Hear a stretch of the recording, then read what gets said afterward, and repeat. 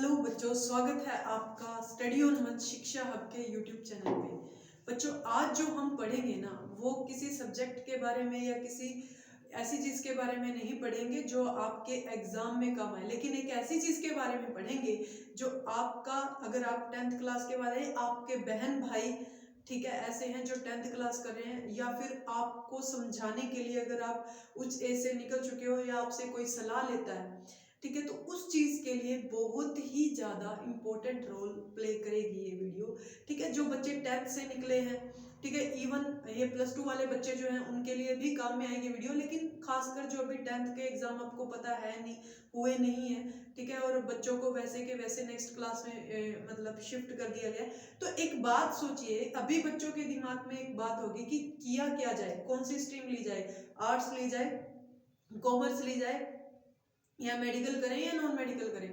तो ये सारी की सारी चीजें बच्चों के दिमाग में घूम रही होंगी। तो इन सारी की सारी चीजों का सलूशन आपको 85-90% तक मिल जाएगा अगर आप इस वीडियो को एंड तक देखते हो। हाँ, अगर आप अपने चैनल, हमारे इस चैनल पे नए हो तो आप इस चैनल को सब्सक्राइब कर सकते हो, क्योंकि यहाँ पे आपको बहुत ही कैरियर रिगार्डिंग और आगे आने वाले टाइम में बहुत अच्छी वीडियोस जो है वो मिलने वाली है। तो चलिएगा शुरू करते हैं। तो सबसे पहले तो हम जो मेन बात करेंगे ना, वो ये करेंगे कि 10th के अगर हम बात करें तो 10th के बाद देखो बच्चा आर्ट्स ले सकता है, सबसे बड़ी बात, ठीक है, और क्या ले सकता है, कॉमर्स वाली साइड जा सकता है, और बच्चा क्या ले सकता है, साइंस वाली साइड जा सकता है। साइंस में भी दो हो जाते हैं, एक नॉन मेडिकल और एक क्या हो जाती है, मेडिकल। ठीक है, तो अब अगर हम बात करें कि बच्चा, सबसे पहले तो बच्चे को ये सोचना है कि मैं करना क्या चाहता हूँ। ठीक है, इन फ्यूचर में मैं डिफेंस में जाना चाहता हूँ, ठीक है, मैंने कोई कंपनी में वर्क करना है, ठीक है, मैंने टीचर बनना है, ठीक है, या फिर मेरे को एक प्रॉपर सी खुली सी बात आप कर लेते हैं, या मेरे को क्या चाहिए, गवर्नमेंट जॉब चाहिए, या मैंने खुद का बिजनेस करना है। तो हम क्या क्या चीजें कर सकते हैं। देखिए, सबसे पहली बात तो बच्चों, कैरियर बनाने के अपने अपने ऑप्शन होते हैं। ठीक है, अब जरूरी हर किसी की एक ड्रीम जॉब होती है, जरूरी नहीं है कि अगर किसी को उसकी ड्रीम जॉब ना मिले तो उसका कैरियर बर्बाद हो जाता है, ऐसी बात भी नहीं है। ठीक है, तो दो चीजें होती हैं, एक पैसा कमाने से मतलब होता है हमें, और दूसरा हमें होता है कि हमारा ड्रीम होता है कि हम लाइफ में ये कुछ ये जो है बनना चाहते हैं। तो मैं सिर्फ और सिर्फ स्टडी के रिगार्डिंग बात करूंगी। अगर किसी कोई बच्चा ऐसा है कि आफ्टर 12th फॉरेन शिफ्ट होना चाहता है, उसकी तो बात ही अलग रह जाती है। कोई बच्चा ऐसा है कि सिंगिंग में जाना चाहता है, गेम्स में जाना चाहता है, डांसिंग में जाना चाहता है, या फिर थिएटर में जाना चाहता है, तो वो तो चीजें अलग रह जाती हैं। लेकिन हम उन चीजों की बात करेंगे जो किस पे बेस्ड है, हमारी सारी की सारी स्टडी पे बेस्ड है। तो हम इन चीजों की बातें करेंगे बच्चे यहाँ पे। ठीक है, तो सबसे पहले तो मैं आपको ये बता दूं कि ये आर्ट्स जो है ना, आज के टाइम पर जिसको सबसे बड़ा क्रॉस मान के चलते हैं बच्चे, अगर इस पे प्रॉपर तरीके से वर्क किया जाए ना, इस पे बिल्कुल प्रॉपर तरीके से वर्क किया जाए बच्चों, तो ये आर्ट्स से बेहतर कुछ है भी नहीं। मैं आपको एक बात बता दूं, यूपीएससी जो है, UPSC union public service commission, India का सबसे बड़ा जो है वो गवर्नमेंट का कमीशन है, जो मतलब अपने को गवर्नमेंट सर्विसेज प्रोवाइड करवाता है। यूपीएससी जो एग्जाम कंडक्ट करवाता है बच्चों, वो आईएएस आईपीएस जो अपनी सबसे बड़ी सर्विसेज है आज के टाइम पर, आईएएस आईपीएस आईएफएस, ठीक है, Indian forensic services, Indian administrative services, Indian police services, ये सारी की सारी सर्विसेज हैं, ये यूपीएससी कंडक्ट करवाती है। उसके बाद में असिस्टेंट कमांडेंट की पोस्ट के बारे में बहुत कम बच्चे जानते हैं, असिस्टेंट कमांडेंट की पोस्ट होती है। और उसके बाद में अगर मैं बात करूं तो सीडीएस का, कॉमन डिफेंस सर्विसेज, जिसमें आप नेवी में जा सकते हैं, आर्मी में जा सकते हैं, एयरफोर्स में जा सकते हैं। तो ये बच्चों, ये इसके लिए आपको ग्रेजुएशन चाहिए, और जिस बच्चे ने ग्रेजुएशन में अपने पास में आर्ट्स रखी है, वो इनको बहुत ही, अगर आप टारगेट करके चलते हो, आज से ही 10th से ही इसको टारगेट बना के चलते हो कि मैं तो आर्ट्स लूंगा, आर्ट्स के बाद में यूपीएससी का एग्जाम करना है, आर्ट्स के बाद में असिस्टेंट कमांडेंट का एग्जाम क्रैक करना है, आर्ट्स के बाद में सीडीएस का एग्जाम क्रैक करना है, तो आर्ट्स से बेहतर कोई भी ऑप्शन नहीं है, आर्ट्स से बेहतर कोई भी ऑप्शन ही नहीं है। ये बात आपको बहुत अच्छे से जान लेनी चाहिए। समझ रहे हो ना इस बात को, कि अब अच्छा, अगर हम आर्ट्स लेके अपना एक एम डिसाइड, चाहे आप आर्ट्स ले लो, चाहे आप कॉमर्स ले लो, चाहे आप साइंस ले लो, अगर आपका स्टार्टिंग से ही कोई एम डिसाइड नहीं है बच्चों, तो आप लास्ट टाइम तक जाते टाइम तक कुछ भी नहीं कर सकते। फिर अपनी यही बातें रह जाती हैं कि मैंने आर्ट्स लेके गलती कर दी, मैंने नॉन मेडिकल लेके गलती कर दी, मैंने मेडिकल लेके गलती कर दी, मैंने कॉमर्स लेके गलती कर दी। तो ये गलतियां हमारी उस टाइम की होती हैं जब पापा ने कोई भी अपना एम डिसाइड ही नहीं किया होता।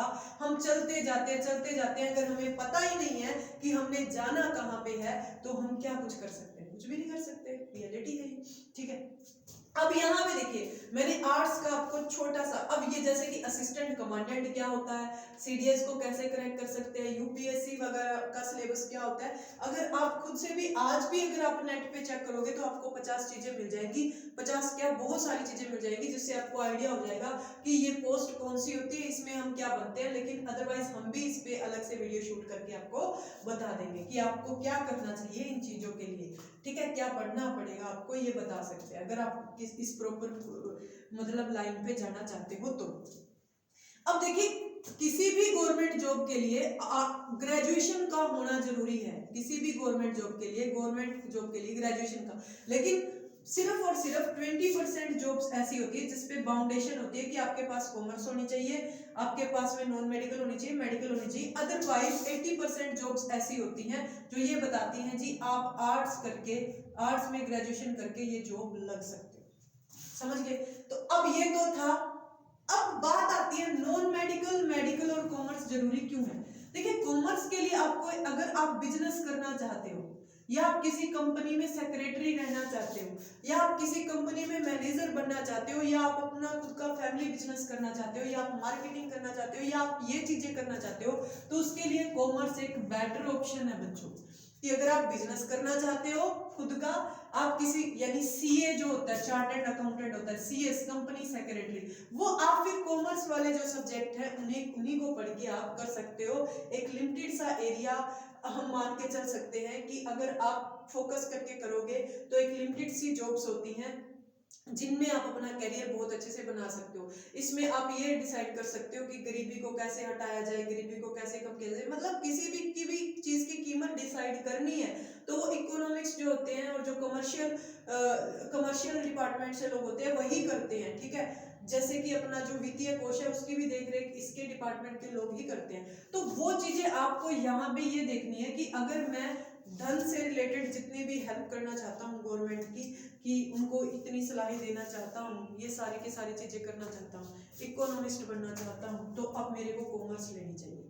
ठीक है, अदरवाइज फिर मैंने ग्रेजुएशन के बाद तो बताया ही है कि चाहे आप कॉमर्स से ग्रेजुएशन करो, चाहे मर्जी जिससे भी ग्रेजुएशन करो, आर्ट्स से ग्रेजुएशन करो, साइंस से ग्रेजुएशन करो, तो आप सारी की सारी चीजों को बहुत मतलब गवर्नमेंट जॉब कोई भी हो उसमें आपको चांस मिलेगा। लेकिन जो गवर्नमेंट जॉब के लिए फिर आप जाते हो आगे, जो आपको सब्जेक्ट चूज करने पड़ते हैं, जैसे कि आपको लगा लीजिए कि आप किसी भी गवर्नमेंट जॉब के लिए एग्जाम देते हो तो उसमें जीके आती है, उसमें मैथ आता है, रीजनिंग आता है। वो मैथ ऐसा होता है कि आप जरूरी नहीं है कि नॉन मेडिकल के स्टूडेंट हो तभी वो मैथ सॉल्व कर सकते हो, आर्ट्स के स्टूडेंट हो तो भी कर सकते हो भाई। वो मैथ उससे अलग होता है, थोड़ा डिफरेंट होता है, अर्थमेटिक हो गया, एडवांस हो गया, हाँ बेस होता है अपना, लेकिन फिर भी आप कर सकते हो। मैं ये बात बोलती हूँ कि आर्ट्स वाले बच्चे को इन जो 3 चीजें मैंने आपको ये बात बताई है ना कि IAS, IPS, assistant commandant, CDS हो गया, इनमें तो आर्ट्स वाले बच्चे को प्रेफरेंस मिलती ही मिलती है क्योंकि उसका स्ट्रॉन्ग बेस होता है। बेस जो होता है ना वो स्ट्रॉन्ग होता है। प्रेफरेंस तो नहीं मिलती ये बात नहीं मैं बोलूंगी, लेकिन वो खुद ही एक प्रेफरेंस हो जाता है बच्चा। क्यों? क्योंकि उसने हिस्ट्री पढ़ी होती है, पॉलिटिकल साइंस पढ़ी होती है, ज्योग्राफी पढ़ी होती है, ये सारी की सारी चीजें उसने पढ़ी होती है। जो उसके मेन ऑप्शनल सब्जेक्ट होते हैं वो पहले चूज कर लेता है। ऑप्शनल सब्जेक्ट अगर वो हिस्ट्री और पॉलिटिकल साइंस रखता है तो उसको बाकी के जीएस के पेपरों में भी क्या मिलती है, यूपीएससी में हेल्प मिलती है। सिंपल सी बात है। ठीक है, तो अब आपको ये डिसाइड करना है, मेरा कहने का मतलब है कि आप क्या करना क्या चाहते हो। तो मैंने आपको बता दिया कि अगर आप असिस्टेंट कमांडेंट की पोस्ट के लिए जाना चाहते हो डिफेंस में, सीडीएस के लिए जाना चाहते हैं, आईएएस आईपीएस, तो आर्ट्स से बेटर ऑप्शन कोई भी नहीं है। और किसी कंपनी में वर्क करना चाहते हो, कंपनी सेक्रेटरी, चार्टर्ड अकाउंटेंट बनना चाहते हो, तो आपको कॉमर्स रखनी ही पड़ेगी। सिंपल सी बात होगी। ठीक है, अब बात आती है साइंस रखना जरूरी क्यों है। देखिए एयरफोर्स, नेवी, ठीक है, खासकर एयरफोर्स की हम बात करते हैं, इसमें बच्चों नॉन मेडिकल वाले बच्चे को प्रेफरेंस दी जाती है। प्रेफरेंस क्या दी जाती है? एजुकेशनल क्वालिफिकेशन भी एयरफोर्स में दो ग्रुप होते हैं, एक एक्स ग्रुप एक वाई ग्रुप और एक एक्स प्लस वाई ग्रुप। इसमें तो देखो एक्स ग्रुप वाला जो बच्चा है ना बच्चों, वो वही बच्चा फॉर्म फिल कर सकता है जिसके पास नॉन मेडिकल है, मेडिकल भी नहीं, क्या नॉन मेडिकल है। अब नेवी में भी कुछ चीजें बाउंड करती हैं, नेवी में ऐसा नहीं है कि एयरफोर्स में आर्ट्स और कॉमर्स वाले बच्चे नहीं जा सकते, वाई ग्रुप में जा सकते हैं, ठीक है, वाई ग्रुप में जा सकते हैं, लेकिन एक्स ग्रुप में कौन जाएगा, जिसके पास नॉन मेडिकल है।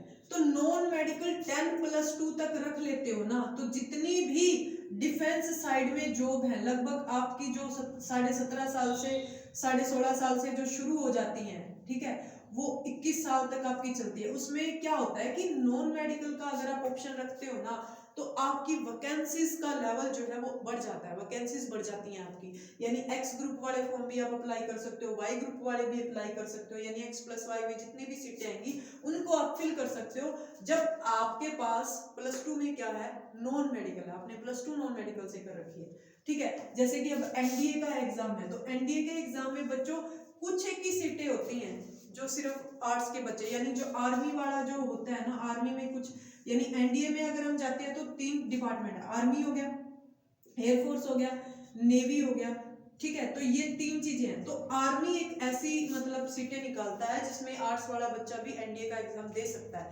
लेकिन उसमें भी जो एयरफोर्स और नेवी की बच्चों पोस्टें आएंगी उसमें भी नॉन मेडिकल वाला बच्चा ही फिल कर सकता है। तो मैं, अगर आप डिफेंस साइड जाना चाहते हो तो +2 में जोर मार के आप नॉन मेडिकल ले लीजिए, अगर आप डिफेंस साइड जाना चाहते हो, क्योंकि ऑप्शन बढ़ जाते हैं आपके पास में। अगर आप कहाँ जाना चाहते हो, डिफेंस में जाना चाहते हो। अच्छा, अब अगर आप डॉक्टर बनना चाहते हो, गर्ल्स के लिए एक बेस्ट अपॉर्चुनिटी है, मेडिकल के बाद में वो MNS military nursing services join कर सकती है, एमएनएस यानी मिलिट्री नर्सिंग सर्विसेज। तो उसके लिए आपको +1 में क्या लेनी पड़ेगी, मेडिकल, +2 में क्या लेनी पड़ेगी, मेडिकल लेनी पड़ेगी, और ये एक बहुत ही रेपुटेड जॉब है एमएनएस की, मिलिट्री नर्सिंग सर्विसेज की। क्लियर है ना बच्चों। उसके बाद में साइंस साइड में जाते हो, उसके बाद टीचर बनना चाहते हो, तो फिर वो तो आप किसी भी फील्ड में जाओगे, चाहे आप साइंस साइड जाओ, चाहे आप कॉमर्स साइड जाओ, चाहे आप आर्ट्स साइड जाओ, जी तोड़ मेहनत करोगे तो टीचर तो किसी भी फील्ड में बन सकते हो, क्योंकि टीचर की तो सभी के सभी सब्जेक्ट्स के टीचर्स होते हैं, सबकी रिक्वायरमेंट होती है, ठीक है। क्लियर है इतनी बातें। लेकिन एक यूनिक फील्ड, अब जैसे कि आप साइंटिस्ट बनना चाहते हो तो आपके पास नॉन मेडिकल और मेडिकल का होना बहुत जरूरी है, ठीक है, अगर आप इस तरीके की जॉब्स चाहते हो।